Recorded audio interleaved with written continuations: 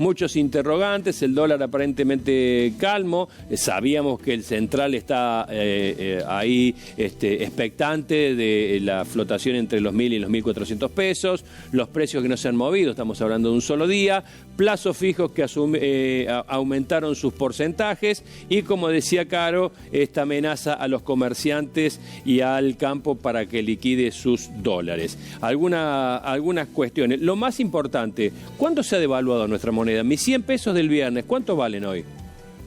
Y valen aproximadamente, para hacer número redondo, un 10% menos. Bien. Claramente, vos con 1.080 pesos en el dólar oficial, porque acá hay que distinguir, Sergio, dos dólares, ¿no? En términos de los dólares libres, vos con tus 100 pesos compras más que el viernes, porque estaba 1.300 y pico, ahora vale 1.230.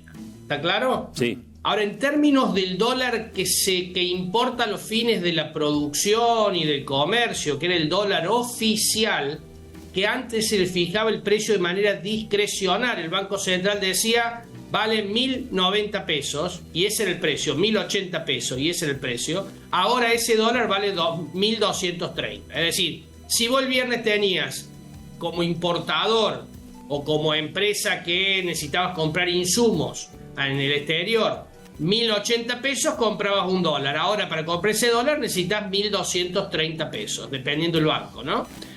Así que el dólar oficial se devaluó. ¿Y por qué es importante el dólar oficial? Porque es el que pega la inflación. Además de, obviamente sabemos que los dólares libres también pegan a las expectativas. Así que para aquel que tenía que comprar un dólar libre, sea en el mercado, en el MEP, o sea un dólar ilegal, que es el dólar blue, hoy lo compra más barato que el viernes, pero el que importa, el que produce, el que presta servicios, hoy lo compra más caro. ¿Se entendió? Sí, se entendió. Hablabas recién de el tema de cómo puede afectar esto en la inflación, pero acá hay una unión de factores que seguramente vos vas a saber explicarlo mucho mejor.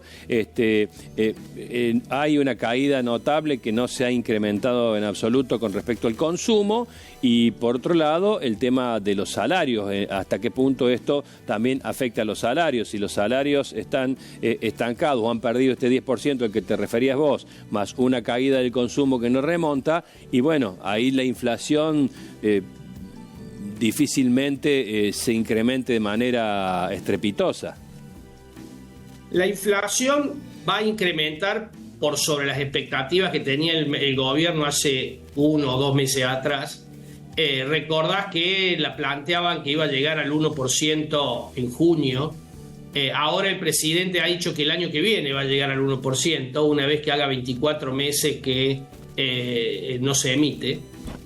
La inflación de marzo ya fue del 3,7% por factores estacionales, pero fue del 3,7%. Impacto duro, la de abril también va a ser una inflación alta, Sergio, también va a ser. Y la de mayo probablemente también. O sea, esta devaluación en los dólares oficiales tiene impacto en los costos de producción. Así que yo te diría que hay que esperar, lamentablemente, para estos próximos meses, inflaciones ya no en un piso del 2, sino en una meseta del 3. Viste que la inflación venía bajando, sí, y se había amesetado en el 2, y alguna vez lo hablé con ustedes. Digo, yo la veo amesetada en el 2, el gobierno decía que se iba al 1, bueno, yo creo que ahora se va al 3 y se ameseta por un par de meses en el 3. Claro. Puede ser abril, mayo, y hay que ver qué pasa en junio con los precios. Pero sí es cierto que la baja del consumo por la caída en el poder adquisitivo que esto produce va a hacer que los precios no se disparen. Y claro, por otro lado, la expectativa de que el dólar no lo ven disparado, el dólar para finales de abril vale 1.230, se cotizaba ayer en el dólar futuro, así que eso le quita expectativas al aumento inflacionario por expectativas.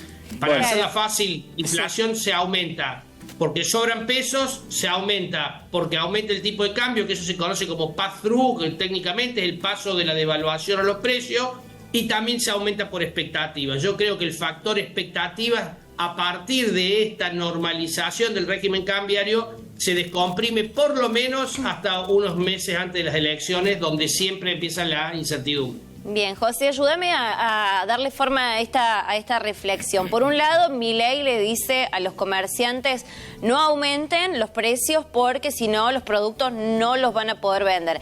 ¿Eso es porque están viendo de que esta devaluación va a impactar en los precios y están atajando, o sea, a la inflación que se viene para los próximos meses?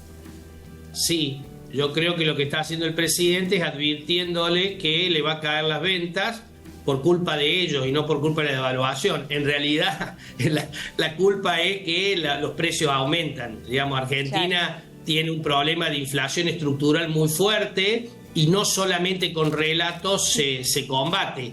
Ya muchos gobiernos intentaron combatirla con relatos, con controles de precios, no se combate así la inflación. Este gobierno decidió atacar la raíz, que era la emisión monetaria, y eso está muy bien, pero no quiere decir que ahora mediante el relato le quitemos trascendencia a una devaluación. Claro. Bueno, segundo semestre, Simonela. De nuevo el segundo semestre en Argentina, siempre el segundo semestre trae novedades.